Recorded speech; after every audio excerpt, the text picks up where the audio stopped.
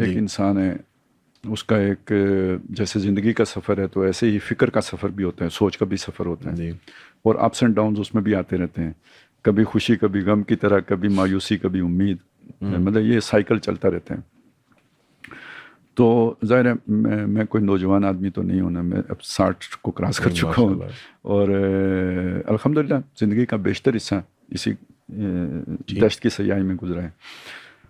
تو اس کی کچھ اصل میں احساسات ہیں، اس کے کچھ آپ اسے چلیں، میرا اعتقاد کہیں کوئی اسے مفروضہ کہہ لے، مجھے کوئی وہ نہیں ہے، اعتراض نہیں ہے مفروضہ کہنے پہ بھی، لیکن یہ کہ میں یہ چاہتا ہوں کہ چلیں وہ صغرا کبرا تو سامنے آ جائے جو ہے اس کے پیچھے، پاکستان کے ساتھ جو امید پیدا ہوتی ہے تو اس کی بنیاد کیا ہے.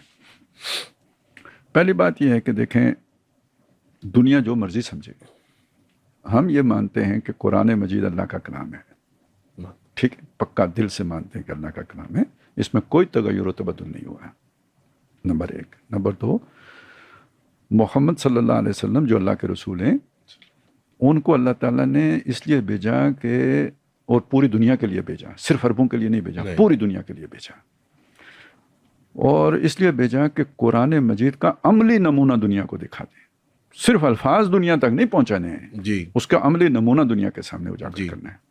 2 باتیں ہوگی سر. اب آ جائیں تیسری بات کی طرف. ہم سے نبی صلی اللہ علیہ وسلم کا جو فاصلہ ہے وہ 1400 برس بلکہ 1450 برس کا ہو گیا. مکے والے بھی شامل کر لیں تو آلموسٹ، یہ پھر وہی راؤنڈ فگر کریں تو 1500 سال ہو گئے، ٹھیک ہے. اچھا جی، ہمارے اعتبار سے 1500 سال، جس آدمی کی عمر ہی 60 سال 70 سال ہو، اس کے لیے 1500 تو مطلب یہاں سے مریخ پہ جانا ہو گیا، ٹھیک ہے. لیکن اللہ کے اعتبار سے دیکھیں، جس کا دن 50,000 سال کا ہوتا ہے، 10,000 سال کا ہوتا ہے، 1000 سال کا ہوتا ہے، اس کے لیے 15، اگر سب سے کم والا سٹینڈرڈ ہی اپلائی کریں تو 1.5 دن بنا، جی ٹھیک ہے، 1.5 دن بنا. تو یہ ایک ہی دن ہوا نا حضور سے لے کے آج تک، جی ٹھیک ہے. اس کو سامنے رکھ کر دیکھیں گے جب آپ، تو نبی صلی اللہ علیہ وسلم جو جس مقصد کے لیے بھیجے گئے تھے وہ ابھی شرمندہ تکمیل نہیں ہوا ہے. نہیں ہوا. آپ کو رحمت للعالمین بنا کے بھیجا گیا. اس رحمت کا مظہر قرآن مجید ہے. قرآن کی بنیاد پر جب تک دنیا کا نظام استوار نہیں ہوتا، اس وقت تک گویا حضور صلی اللہ علیہ وسلم کا مشن مکمل نہیں ہوتا. کام ابھی باقی ہے، ٹھیک ہے، وہ باقی ہے.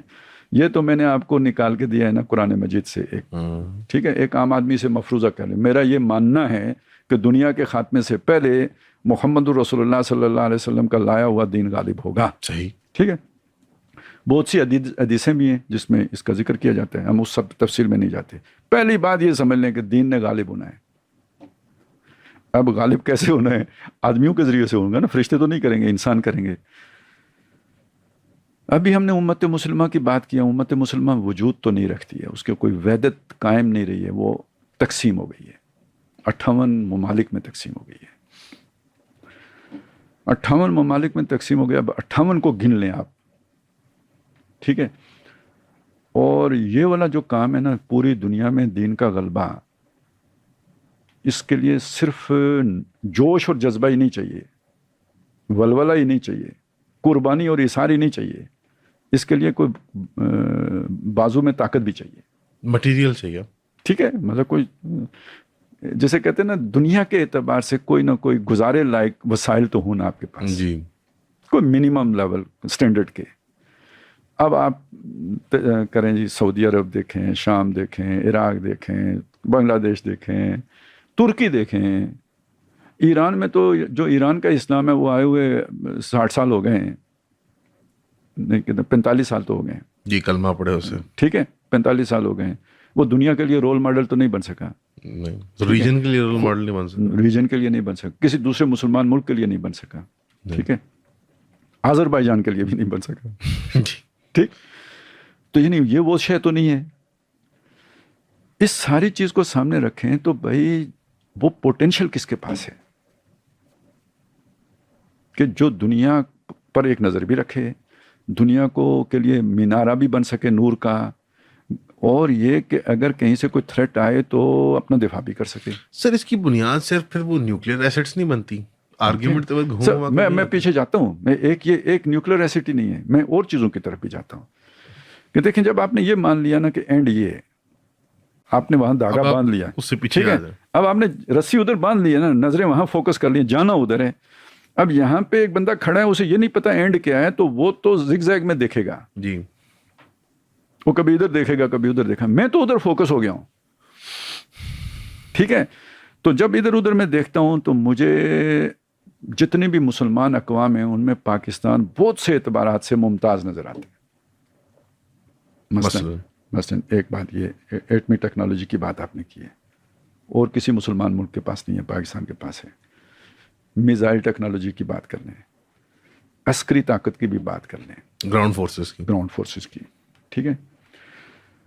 और सबसे बढ़कर एक होता है ना जी, एक इंटेलेक्चुअल लेवल भी होता है, ज़ैन हिंदी, वो जो इकबाल ने कहा शुकोए तुर्कमानी और नुत्के आराबी, तो ज़ैन किसका है? हिंदी। इस चीज़ को भी देख लें, एक और चीज़ को भी देख लें। आपने अभी बताया था ना कि 1960 तक मुसलमान मुल्क सारे आज़ाद हो गए थे, इनमें से सारे नेशनलिज्म की बुनियाद पर आज़ाद हुए। जिन्होंने भी तहरीक चलाई है अपने अपने नेशनलिज्म की बुनियाद पर चलाई है। ये ला इलाहा इल्लल्लाह वाला एक ही है था नहीं, वो हम तो उसी ज़माने की बात कर रहे हैं ना, अभी तो उसी, अब छोड़ें, परवेज़ मुशर्रफ को बीच से निकालें ना, उसकी असल असास को देखें। और इसमें जब हम ये बात कहते हैं ना, तो ये एक चीज़ हम मिस कर जाते हैं। हम ये सोचते हैं जैसे हमें पढ़ा है, अब नया मताला पाकिस्तान हम पढ़ रहे हैं ना, जिसमें कायद आज़म भी धोखेबाज है जी। जैसे प्रोजेक्ट इमरान खान था तो कायद आज़म का भी एक प्रोजेक्ट है, ये कहा जाता है ना, सीधी बात करें ना जी, ठीक है, कि अंग्रेज़ का प्रोजेक्ट था कायद आज़म, या ज़मींदारों का, ठीक है, या ज़मींदारों का था।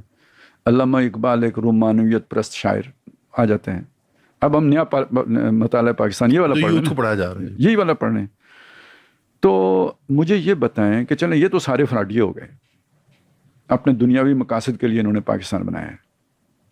वो जिसने जो कटे हैं रेलों में, जिन्होंने अपने कारोबार छोड़े हैं, जिन्होंने अपने घर बार छोड़े हैं, मुलाजमतें छोड़ी हैं, रिश्तेदारियां जो है वो ताल्लुकात तजे हैं और पाकिस्तान की तरफ हिजरत की है, वो उनका क्या मफाद था? लोग कहेंगे बेवकूफ़ थे। चले बेवकूफ़ थे, लोगों की नज़रों में बेवकूफ़ थे। तो जिसने आग में छलांग लगाई वो भी तो लोगों की नज़र में बेवकूफ़ होगा। जो गज़वा तबूक में जा रहे थे उनको भी गर्रा हाउलाए दीनुहुम, ठीक है, जो गज़वा बदर में जा रहे थे उनको भी लोगों ने बेवकूफ़ कहा। अल्लाह को तो ऐसे ही बेवकूफ़ों से मोहब्बत है जो उसकी राह में सब कुछ लुटाने के लिए तैयार हो जाए। वो जो हिंदुस्तानी जो हिजरत करके पाकिस्तान आ रहे थे वो नवाबों की खातिर आ रहे थे, नवाबों ने उन्हें फीस दी थी, या जैसे आज एंकरों को डॉलरों में पेमेंट होती है इस तरह उनको किसी ने कायद आज़म हैंडसम बड़े थे। ये नहीं, कायद आज़म किधर हैंडसम थे? शेरवानी में अच्छे लगते थे। नहीं, शेरवानी में अच्छे लगते होंगे, लेकिन ये कि बहरहाल वो कोई उस तरह के हैंडसम तो नहीं थे। अच्छा, तो ये कोई ऐसी चीज़ नहीं थी। उन्होंने ला इलाहा इल्लल्लाह पे जान दी है।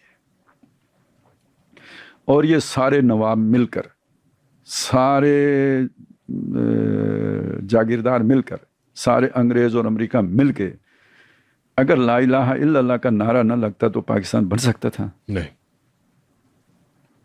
तो ये इस चीज़ को क्यों आज लोग भूल जाते हैं? नया ताला पाकिस्तान पढ़ाने वाले ये बेईमान हैं, बददियानत हैं, ये अपने साथ भी बददियानती करते हैं, खुद को भी डिसीव करते हैं। तो एक ये बात ज़हन में रखें कि अल्लाह ताला की जो सच्ची और मुखलिसाना कुर्बानी होती है उसको ज़ाया नहीं करते। राइट, अच्छा, अल्लाह ज़ाया नहीं करते उसको, उसकी बरकत कहीं ना कहीं खून रंग लाता है। खून रंग लाता, जो दूसरी बात हो गई, पहली बात वो हो गई कौन सी, दीन ने गालिब होना है। दूसरी बात ये हो गई खून रंग लाता है, जो खालिस अल्लाह के लिए दिया गया हो। बाकियों ने भी अगर दिया है ना तो वो दिया है नेशनलिज्म के लिए, यहाँ ला इलाहा इल्लल्लाह के लिए दिया गया है।